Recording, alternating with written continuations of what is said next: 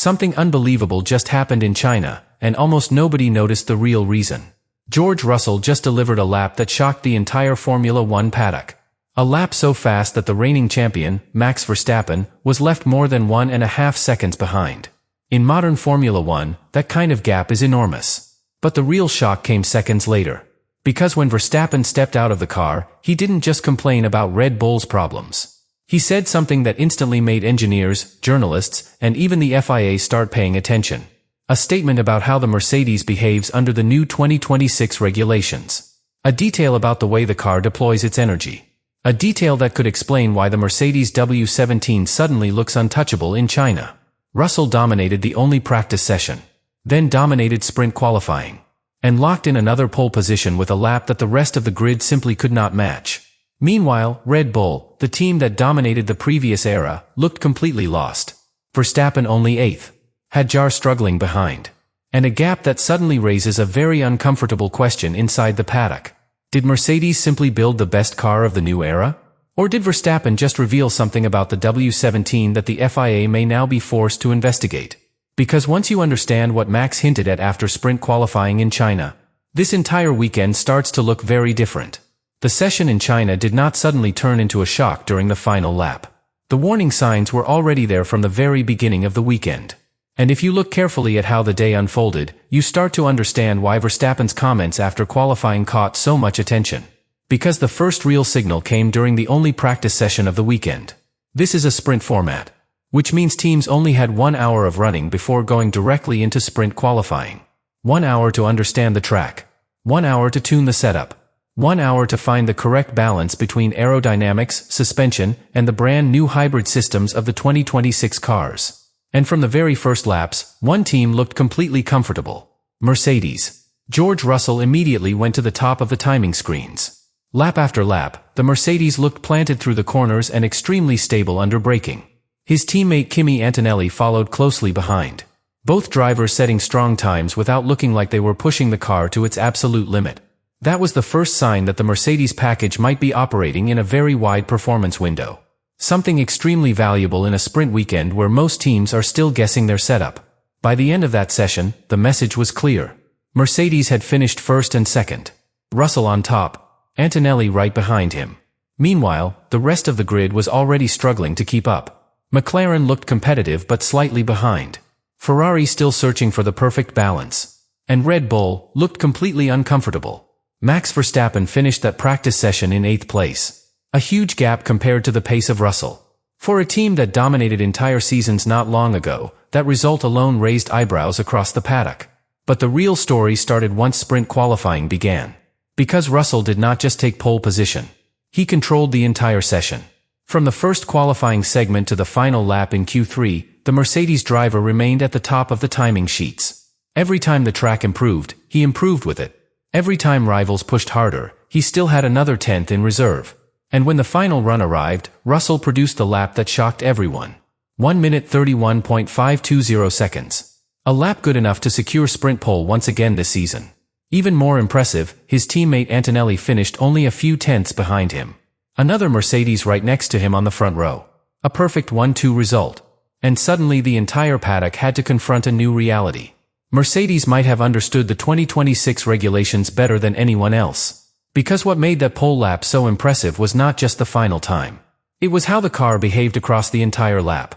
The Mercedes looked stable through long corners, confident under heavy braking, and extremely efficient when accelerating onto the long straights of Shanghai. That last detail is the key, because Shanghai is one of the toughest circuits for the new hybrid systems introduced this season. Long straights demand perfect energy deployment. If the system runs out of electrical boost too early, the car suddenly loses speed. Drivers call this clipping. And many teams have already struggled with it in the first races of the season. But the Mercedes did not show any signs of clipping at all. The car accelerated smoothly, consistently, almost effortlessly. And that is exactly the detail that caught Verstappen's attention. Because when he compared the behavior of his Red Bull to the Mercedes, he noticed something very different about the way that car delivers its power. Not just the speed, the consistency. And when a driver like Verstappen starts pointing at details like that, the entire paddock begins to listen. Because drivers can feel things inside the car that cameras and telemetry sometimes hide. They feel when energy delivery is smoother. They hear when the power unit behaves differently. They notice when a rival car keeps accelerating long after their own deployment disappears. And those sensations often reveal secrets long before engineers openly admit them. Which is why Verstappen's reaction after this session may be far more important than the result itself. Because if the Mercedes really has found a way to manage its hybrid energy better than the rest of the grid, then what we saw in sprint qualifying might only be the beginning of a much bigger story. But the real reason this story is becoming so explosive inside the paddock is what Verstappen actually hinted at after the session. Because when journalists asked him about the gap to Mercedes, he did not simply say the Red Bull was slow. Instead, he pointed toward the way the Mercedes behaves under the new 2026 rules. A very specific detail. The way the car delivers its power on the straights. Now this may sound like a small technical observation. But inside Formula One, it can mean everything. Because under the 2026 regulations, the hybrid system has become one of the most important performance factors in the entire car. These new power units rely heavily on electrical deployment. Drivers harvest energy under braking, store that energy in the battery, and then release it on the straights to maximize acceleration. If a team manages that process perfectly, the car keeps accelerating smoothly for the entire straight. But if the system runs out of energy too early, the car suddenly loses speed. That moment is known as clipping. And many teams have already struggled with it in the opening races of the season. Cars accelerating strongly at first, then suddenly slowing down halfway through the straight because the battery is empty. But the Mercedes appears to behave very differently. On Russell's pole lap in Shanghai, the car continued accelerating smoothly from the exit of the corner all the way to the braking zone. No visible drop in power. No sudden loss of speed. Just continuous acceleration. And that detail did not go unnoticed by Verstappen. Because when drivers compare their onboard footage after a session, they often see things that the public never notices. They see how rivals deploy energy. They see where their own car loses time. And they feel when another car behaves in a way that seems unusually efficient. That is why Verstappen's comments immediately sparked discussion in the paddock. Not accusations. Not protests. But curiosity. Because if Mercedes has truly found a more efficient way to deploy hybrid energy, that would explain a lot of what we are seeing at the start of the season. It would explain the smooth acceleration. It would explain the consistency across every sector. And it would explain why Russell has looked so comfortable during the first 2 race weekends of the year. Remember, this is not just about one lap in China. Russell already won the opening race of the season in Australia. Now he has taken sprint pole in Shanghai. And once again, his teammate Antonelli is right beside him on the front row. That kind of consistency usually means one thing. The car itself is extremely strong. In fact, many analysts already believe Mercedes may have understood the new regulations better than any other team. Their aerodynamic platform looks stable. Their hybrid integration appears extremely refined. And the balance of the car allows both drivers to push confidently without fighting unpredictable behavior. Meanwhile, Red Bull appears to be facing the opposite situation. Verstappen described the day as a disaster. He talked about having zero grip, zero balance, and losing massive amounts of time through the corners.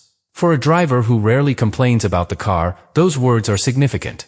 And they reveal something important about the early phase of this new Formula One era. The competitive order is changing. The teams that dominated the previous generation of cars are not automatically the strongest under the new rules. Every team had to interpret the regulations from scratch. New aerodynamics, new hybrid systems, new energy management strategies. And in that kind of reset, the smallest engineering advantage can suddenly become a massive performance gap. Which brings us back to the question everyone inside the paddock is now asking. Did Mercedes simply build the most complete car of the 2026 era? Or has the W17 discovered a technical advantage that the rest of the grid has not understood yet?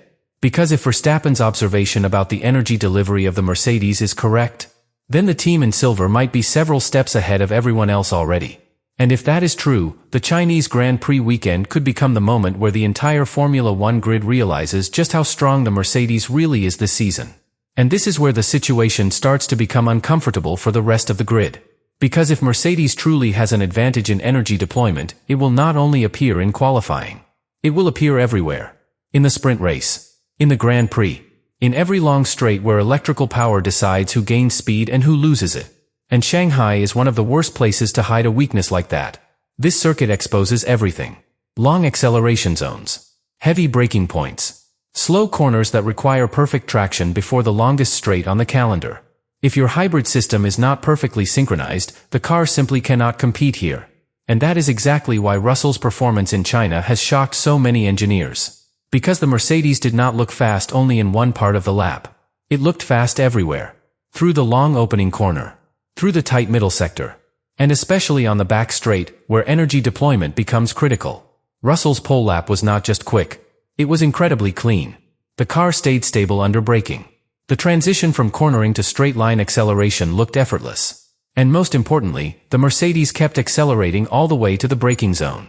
That is the detail that keeps coming up in conversations inside the paddock. Because when engineers compare telemetry traces, they can see exactly where one car stops gaining speed. And where another car keeps accelerating.